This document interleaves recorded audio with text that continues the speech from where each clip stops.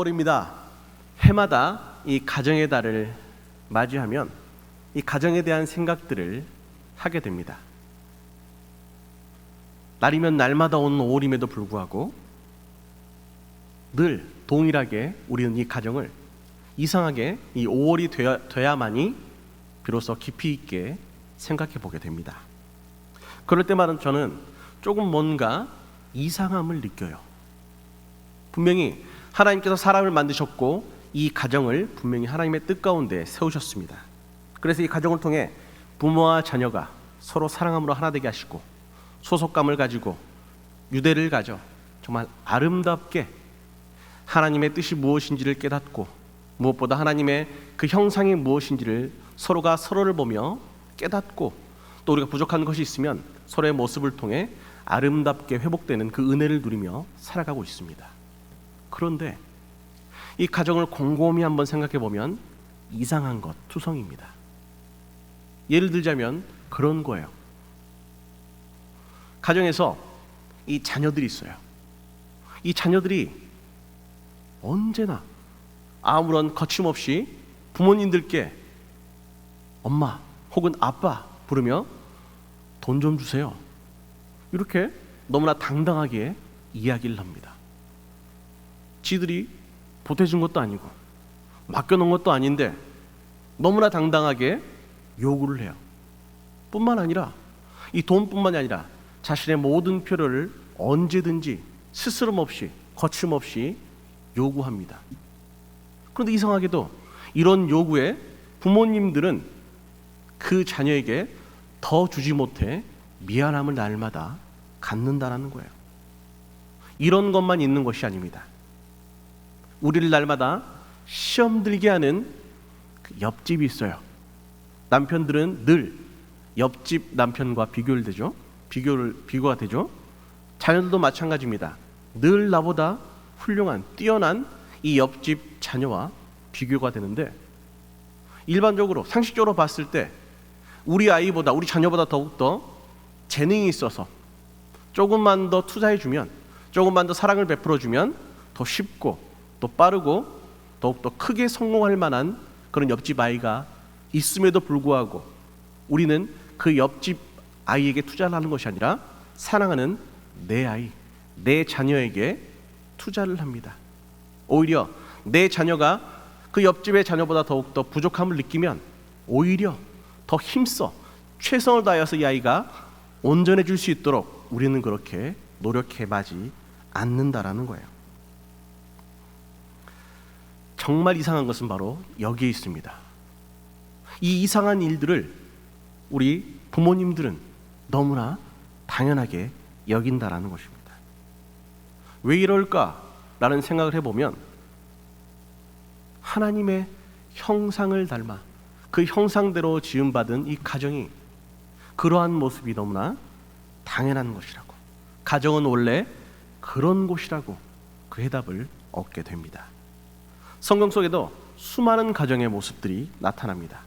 그러나 그 가정이 언제나 아름답고 순탄한 것은 아닙니다. 세상에 처음으로 나타났던 이 아담과 하와의 가정도 그러합니다. 처음에는 아름다웠습니다. 그러나 죄가 틈타자 남편이 아내를 탓하는 모습이 나타났습니다. 형제가 형제를 죽이는 끔찍한 일이 일어났습니다. 우리가 잘 알고 있는 야곱은 그 장자권에 대한 욕심으로 아버지와 형을 속입니다. 사사기에는 이 사사라는 권력을 위해 형제들 간에 죽고 죽이는 일들이 나타납니다. 하나님의 마음에 합한 자였던 위대한 왕이었던 이 다윗도 가정적인 부분에서는 실패한 인물임에 분명합니다. 특별히 아들인 압살롬이 아버지인 이 다윗 왕을 시해하고 반역을 꿈꾸는 그 모든 과정 가운데 그 시발점이 되었던 장남 암논이 이복 동생인 다말과 불미스러운 일이 일어났을 때 그때부터 이 다윗은 자녀들의 여러 가지 모든 상황과 문제에 적극적으로 개입하는 것이 아니라 오히려 방관하며 그 모든 것들을 피하려는 모습을 보여줍니다. 이러한 모습은 가정의 주인 되신 그 하나님의 뜻이 무엇인지 온전하게 깨닫지 못한 문제점이 있으며, 또 한 가지 하나님으로부터 권위를 부여받아 가정의 머리가 되었지만 자신의 이 사명을 온전하게 수행하지 못했던 그 게으른 모습이 그러한 파국을 만들게 됐음을 우리는 성경을 통해 보게 됩니다. 세상을 살아가는 우리 가운데는 이 효율이라는 것을 상식으로 여겨요. 효율이라는 것은 들인 노력 대비 내가 얻게 되는 그 결과의 비율을 말합니다. 곧 동일한 투자를 통해 가장 많은 이득을 얻는 것을 우리는 효율적인 것이라고 말을 합니다. 그런데 이러한 상식이 통하지 않는 곳이 있으니 바로 가정입니다. 안타까운 것은 완전하진 않지만 아름다운 이 가정들의 모습들이 우리 가운데는 존재했습니다. 그러나 점점 세상의 모습을 닮아가 이상하게 뒤틀리고 변해가고, 이제는 더하여서 그러한 가정 자체를 보기 힘든 시대를 우리는 살아가고 있습니다. 가정이 가정으로서 유지되고 또 기능하는 원동력은 다름 아닌 부모님들의 사랑과 희생과 헌신입니다. 부모님들은 자녀들에게 말로만 사랑을 보이는 것이 아니라 분명히 우리 삶을 통해 나타나는 희생과 헌신으로 이 사랑이 무엇인지 분명하게 보여줍니다. 그리고 그러한 모습은 어떤 특별한 이유 없이, 그리고 그러한 사랑을 받는 자녀들의 반응이 어떠하냐에 상관없이 동일하게 일관되게 그 모습을 보여주고 있는 것이죠. 이렇듯 가정은 세상과 달리 이해관계가 아니라, 효율이 아니라 사랑과 희생을 동력 삼아 유지됩니다. 특별히 부모님의 이 희생을 통해 가정은 이루어지는데, 한 아이가 가정에 태어납니다. 이 아이가 온전한 한 사람의 구실을 하기 위해서는 많은 시간이 필요합니다. 시간만 필요한 것이 아니라 이 아이가 그 시간 가운데 온전한 한 명의 사람으로 자라나기 위해서 부모님들의 수많은 투자와 노력과 희생이 필요합니다. 그런 것들을 힘들다고 포기하는 것을 우리는 온전한 가정이라고 말하지 않습니다. 그 모든 것들은 분명히 힘들어요. 저도 그렇습니다. 하나님께서 은혜 베풀어 주셔서 우리가 11년 만에 이제 아들을 주셨습니다. 그 아들을 이제 키우는 지 한 2달여쯤 되고 있는데, 이 2달밖에 안 되는 시간임에도 불구하고 엄청난 일들이, 수많은 일들이 매 순간순간 새롭게 일어나요. 새로운 세상을 지금 맛보고 있습니다. 너무나 힘이 듭니다. 그런데 여러분, 그 모든 과정을 힘들다고 포기하는 것은 여러분 가정이 아니잖아요. 이 모든 것들을 인내하고 감내하는 것, 그게 바로 부모라는 이름의 무게입니다. 이런 부모님들의 아름다운 모습이 있기에 가정은 비로소 가정이 되는 거예요. 여러분 각자 한번 지금 이 머릿속에 여러분들의 부모님의 모습을 한번 떠올려 봤으면 좋겠습니다. 자녀들을 위해서 모든 것을 언제나 포기하시고 양보하세요. 그 외면적인 이미지를 한번 쑥 떠올려 보면 그 겉모습은 세련되거나 뭔가 매끈하게, 그리고 멋지지는 않아요.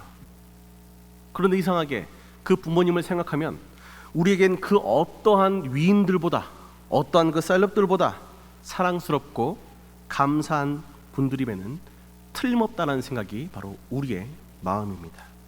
그렇기 때문에 너무나도 평범했던 그분들의 삶에 가치가 있는 것입니다. 그런 의미에서 오늘 이 자리에 함께 하신 모든 부모님들은 위대하십니다. 위대하세요, 여러분들. 이 세상에는 가정과 같은 모습의 공동체가 하나 더 있어요. 그 공동체는 다름 아닌 교회입니다. 마가복음 3장 35절 말씀에 주님께서는 이렇게 말씀하십니다. 우리 함께 같이 읽어보도록 하겠습니다. 시작. 누구든지 하나님의 뜻대로 행하는 자가 내 형제요 자매요 어머니이라. 아멘. 뿐만 아니에요.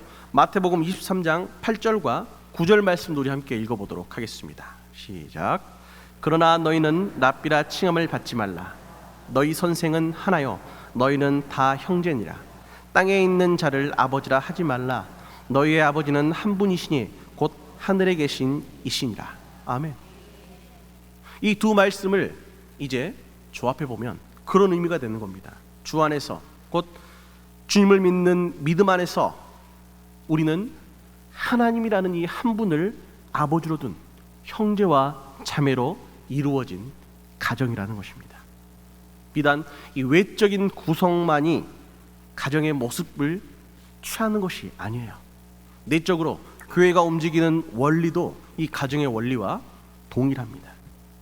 특별히 우리가 닮기를 원하는 아름다운 교회의 모델들 중에 우리 담임 목사님의 말씀을 통해서 우리는 지금 초대교회의 모습을 우리는 다시 한번 되새기고 있습니다. 그 초대교회의 아름다운 모습, 세상과 구별되고 거룩함이 있는 그들의 모습을 이 사도행전 2장 말씀에는 아주 분명하게 그리고 자세하게 보여주고 있는데, 거기에서는 이렇게 말씀합니다. 우리 2장 46절 말씀 함께 읽어보도록 하겠습니다. 시작. 날마다 마음을 같이하여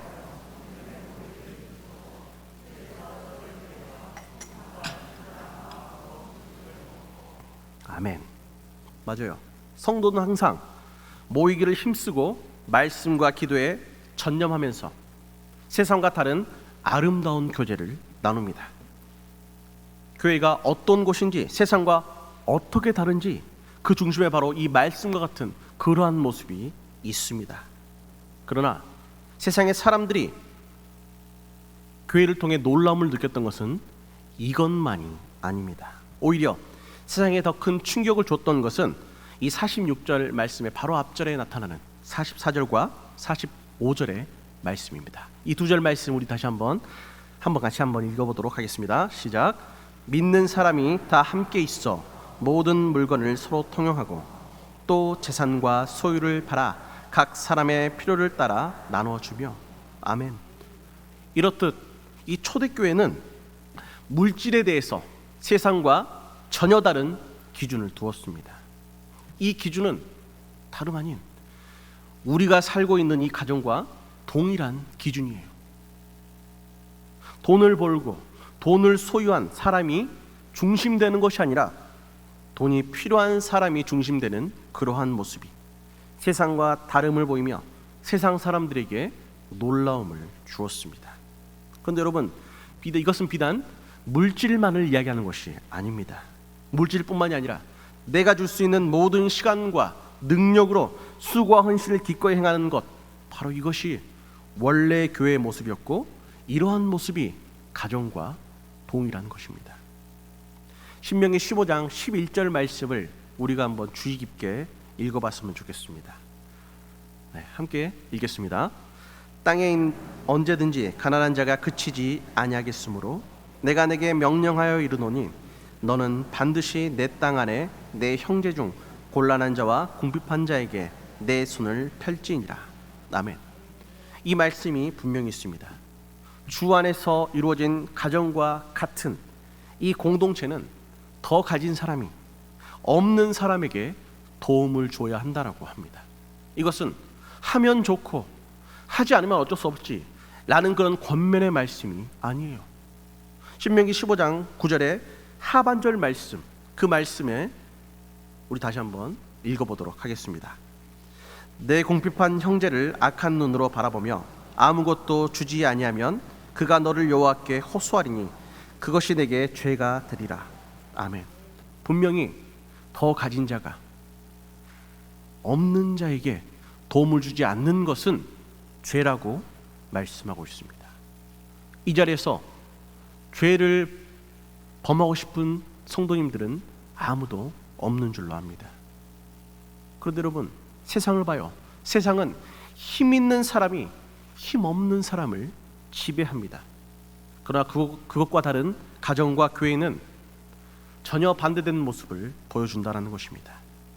더 힘있고 능력 있는 부모님들이 그리고 더 힘있고 능력 있는 성도님들이 연약하고 부족한 자녀들과 성도님들을 위해 기꺼이 희생과 섬김, 그 모든 것들을 감수하고, 아니 그냥 감수하는 것으로 그치는 것이 아니라 오히려 더욱더 그러한 것들을 기뻐하며 모든 노력을 통해 내가 무엇을 더 줄 수 있을까를 고민하는 곳, 그것이 바로 가정이며 교회입니다. 그리고 바로 이러한 곳들이 하나님 나라와 가장 닮아 있는 곳입니다. 그런데 지금 이 가정과 교회가 큰 위기를 겪고 있습니다. 사랑과 희생으로 이루어진 아름다운 공동체가 세상의 가치로 인해 뒤틀리고 무너져 내리고 있습니다. 오늘 우리가 함께 살펴본 이 고린도후서 뿐만 아니라 이 모든 서신서에는 사도 바울의 행적과 가르침을 통해 복음을 변론하고 성령님의 놀라우신 능력으로 복음이 전파되는 권능을 우리는 보게 됩니다. 하지만 그에 못지않게 중요한 주제는 다름 아닌 연보입니다. 이 말은 바울이 교회들을 찾아다닌 중요한 이유 중에 하나는 바로 헌금을 요청하기 위해서였다라는 것입니다. 우리의 생각에 거룩하고 위대한 바울이 교회마다 돌아다니면서 헌금을 요청하는 것이 조금 어색하게 느껴질 수도 있습니다. 그러나 사도 바울에게 이러한 것들은 전혀 이상한 것이 아니었습니다. 왜냐하면 그 당시 이미 교회 공동체에서는 서로 물건, 물질을 통용하는 것이 일반적인 모습이었고, 바울에게는 멀리 떨어져 있는 구별된 것처럼 보이는 각각의 교회들이 실상은 주 안에서 한 형제, 자매이며 더 나아가 한 몸인 하나의 교회임을 분명하게 인식했기 때문이에요. 오늘 우리가 살펴본 이 본문의 말씀, 이 말씀은 그 예루살렘 교회의 어려움을 해결하고자 고린도 교회의 성도들에게 도움을 구하는 내용이 나타납니다. 그리고 이 과정에서 하나님께서는 바울을 통해 주 안에서 하나인 우리가 어떻게 서로를 돌보아야 하는지, 어떻게 아름답게 지어져 가야 하는지 그 원리를 깨닫게 해주십니다. 우리 고린도후서 8장 8절과 9절 말씀을 함께 읽어보도록 하겠습니다. 시작. 내가 명령으로 하는 말이 아니요 오직 다른 이들의 간절함을 가지고 너희의 사랑의 진실함을 증명하고자 함이로라.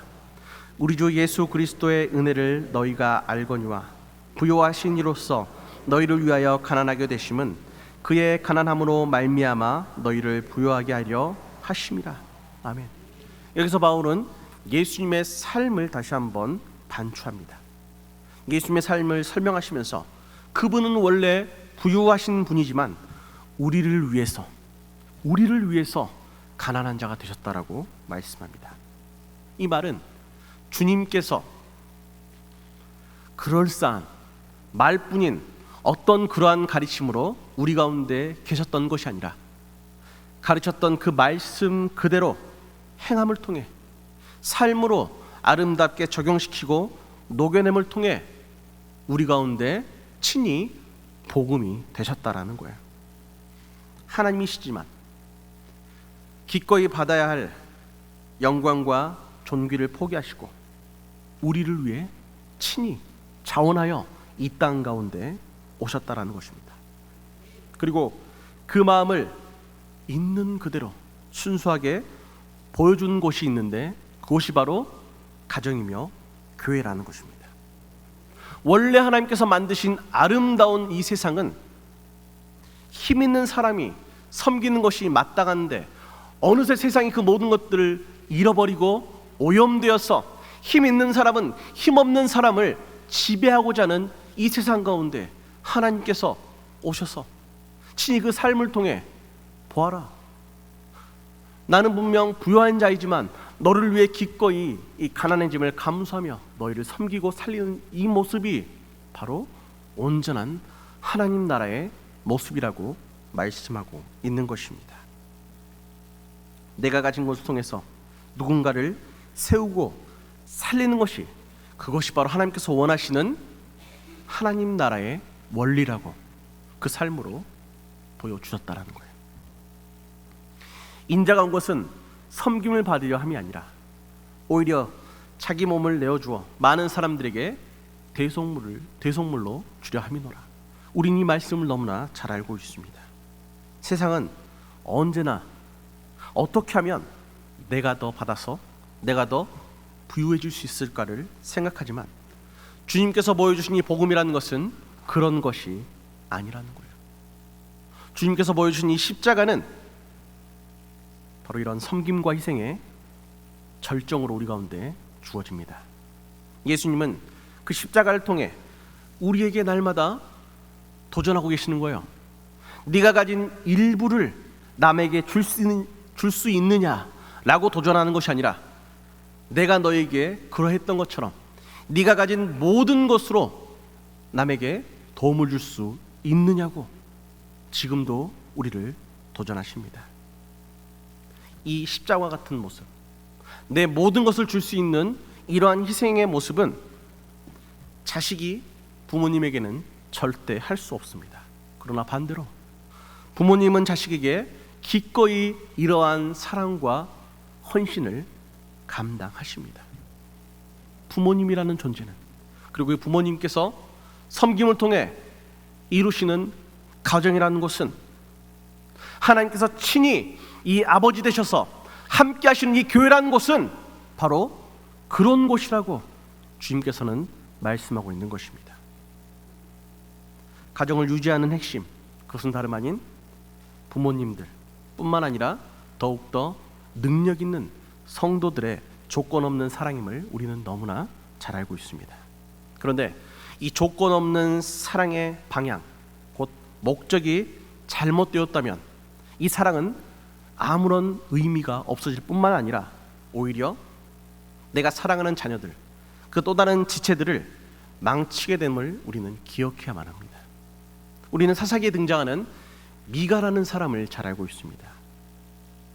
이 미가, 에브라임 지파에 속한 이 미가의 가정에 어느 날 도난 사건이 생겨나게 됩니다. 어머니가 고이고이 모아뒀던 은 1,100개라는 돈이 어느 날 도둑을 맞아버렸어요.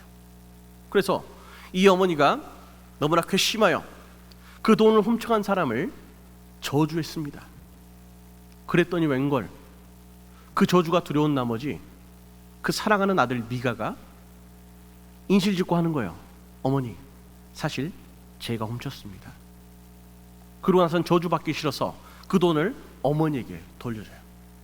그런데 이미 이 저주는 선포되어 버렸습니다. 그런데 세상에 어떤 부모님이 자식이 저주받기를 원하겠어요? 그래서 이 어머니가 이 저주를 취소하고 이제 이 아들이 저주가 아니라 축복받기를 원하며 그 돈을 자식에게 주며 하나님께 귀하게 써라. 그럼 하나님께서 축복을 내려주실 거야 라고 돈을 줘요. 그런데 이 미가가 이 돈이 그냥 아무런 의미 없는 돈이 아니잖아요. 분명히 방금 전에 자신이 그렇게 두려워했던 그 저주의 빌미가 됐던 그 돈임을 이 미가는 너무나 잘 알고 있었어요. 찜찜한 나머지 그 돈을 어머니, 저는 받을 수가 없습니다 라고 다시 어머니께 돌려줘요. 어쩔 수 없이 어머니께서는 그 돈을 받고 고민한 끝에 이 자식을 위해 하나님께 드려야지 라면서 그 돈을 들어, 전부는 아니었지만 일부를 통해 하나님께 정말 축복받기를 원하며 일련의 행동을 하는데 그 행위가 다름 아닌 이 사사기 17장 4절 말씀에 등장합니다. 우리 한번 이 말씀을 같이 읽어보도록 하겠습니다. 시작. 미가가 그 은을 그의 어머니에게 도로 주었으므로 어머니가 그 은 200을 가져다 은장색에게 주어 한 신상을 새기고 한 신상을 부어 만들었더니 그 신상이 미가의 집에 있더라. 아멘. 네. 그 어머니는 그 돈을 여호와 하나님께 드린다고 하면서 신상, 즉 우상을 만들어서 자식에게 선물로 주었던 것입니다. 그 어머니는 자기의 생각에 그렇게 하면 더 이상 그 자식이 저주를 받지 않고 하나님으로부터 이제 축복을 받게 될 것이라는 생각에 빠져 있었습니다. 그러나 여러분, 그것은 하나님의 생각이 아니었습니다. 우상을 향한 하나님의 생각은 단호합니다. 신명기 21장 15절 말씀, 그 말씀 우리 한번 다시 함께 읽어보도록 하겠습니다. 시작. 장색의 손으로 조각하였거나 부어 만든 우상은 여호와께 가증하니 그것을 만들어 은밀히 세우는 자는 저주를 받을 것이라 할 것이요 모든 백성은 응답하여 말하되 아멘 할지니라. 아멘. 어디에도 그 우상을 만들었다고 축복받는다는 말은 기록되어 있지 않습니다. 자식을 복되게 하려고 우상을 만들어준 그 미가의 어머니의 행동은 자식을 축복하는 것이 아니라 오히려 우리가 함께 살펴본 이 말씀처럼 오히려 자식을 더 나락으로, 더 저주를 받게 하는 행동이었음을 우리는 압니다. 여러분, 축복과 저주라는 것은 하나님의 주권으로 하나님의 명령하심을 준행하였는지 그렇지 아니하였는지 그 기준에 따라 주어지는 것이지, 어떤 한 개인이 내가 간절히 바란다고 축복이 임하는 것은 아니라는 것입니다. 뿐만 아니라 사랑하는 자녀를 위한다면 이러한 이상한 행동이 아니라 축복의 근원 되신 하나님을 온전하게 의지할 수 있는, 세상에 그 무엇과도 바꿀 수 없는 이 믿음이라는 선물을 줄 생각을 하지 못했던 이 어머니의 어리석은 모습. 세상적인 성공만을 바라는 이 모든 것들은 망령되고 허탄한 것임을 우리는 기억해야만 합니다. 가정뿐만 아니라 교회도 여기에서 자유할 수는 없습니다. 하나님을 분명히 믿었지만 이런 미신적인 신앙에 사로잡힌 가정에서 잘못된 신앙 교육을 받은 미가는 후에 레위인 청년을 자신의 안위를 위한 제사장으로 삼는 일을 행하게 되었습니다. 이 미가의 관심은 하나님의 의가 아니라, 하나님의 나라가 아니라 오직 한 가지, 자신의 가정의 복, 그것만을 위해 살게 되었던 것이죠. 이 잘못된 신앙은 미가를 넘어 단 지파로 넘어가게 되고, 이 단 지파를 통해 결국 이스라엘 전체에 저주가 임하게 되는 결과로 이어짐을 우리는 성경을 통해 목도하였습니다. 결국 아무리 애틋하고 간절한 사랑일지라도 하나님의 말씀이라는 바른 기준과 온전한 믿음이라는 목적이 상실되어 버리면, 잘못되어 버리면 오히려 가정과 교회를 망하게 하는 것을 우리는 알아야만 한다는 것이죠. 중요한 것은 무조건적인 사랑만이 전부가 아니라는 것입니다. 우리가 추구해야 되는 이 사랑의 방향은, 사랑의 목적은 오늘 우리가 함께 살펴본 7절의 말씀과 같습니다. 이 말씀 우리 함께 읽도록 하겠습니다. 시작. 오직 너희는 믿음과 말과 지식과 모든 간절함과 우리를 사랑하는 이 모든 일에 풍성한 것 같이 이 은혜에도 풍성하게 할지니라. 아멘. 이 사랑과 은혜를 나누는데 간절함뿐만이 아니라 믿음과 말과 지식이 포함됩니다. 이것은 인간적인 생각과 방법을 말하는 것이 아니라 하나님의 온전하신 뜻을 기준 삼아야 함을, 목적에 둬야 함을 우리 가운데 명시하고 있습니다. 여러분, 기독교는 십자가로 표현됩니다. 그리고 이 십자가는 사랑이며 구원이며 동시에 희생의 상징입니다. 곧 교회는 주님의 사랑과 구원을 전하기 위해 우리의 희생을 기쁨으로 감당하는 곳입니다. 동시에 이와 같은 원리로 이루어진 지상의 두 공동체, 그것은 다름 아닌 가정과 교회입니다. 가정과 교회는 손해보고 섬기는 것을 기쁨으로 여기고 오히려 그것을 자랑하는 곳입니다. 부모님은 가정에서 자녀를 위해 늘 손해를 봅니다. 그리고 그 손해를 기뻐해요. 왜냐하면 그 손해를 통해 내가 사랑에 맞지 않는 그 자녀들이 누리며 자라나기 때문입니다.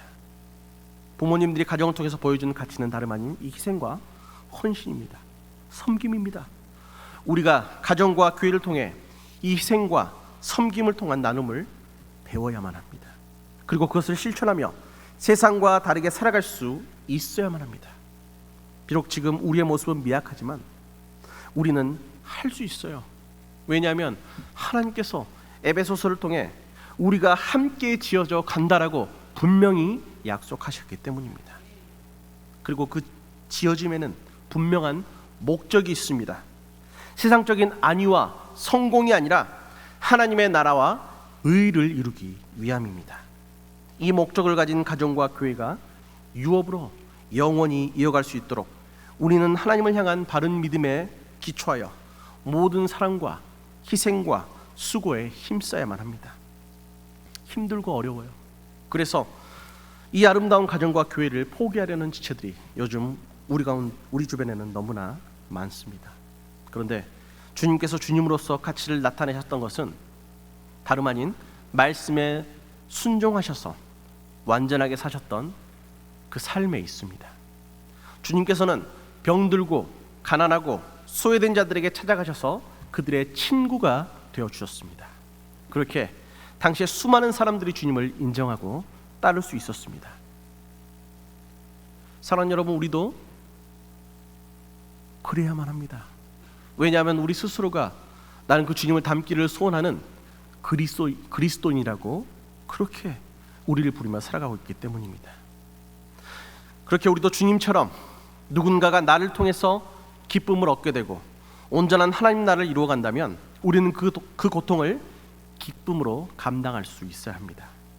연약한 사람들을 왜 그러냐고, 도무지 이해할 수 없다고 정죄하기 앞서서 그들을 있는 그대로 받아주며 오히려 그들을 세워주는 우리를 통해 우리가 속한 가정과 교회와 공동체가 온전해짐을 기억하시길 바랍니다.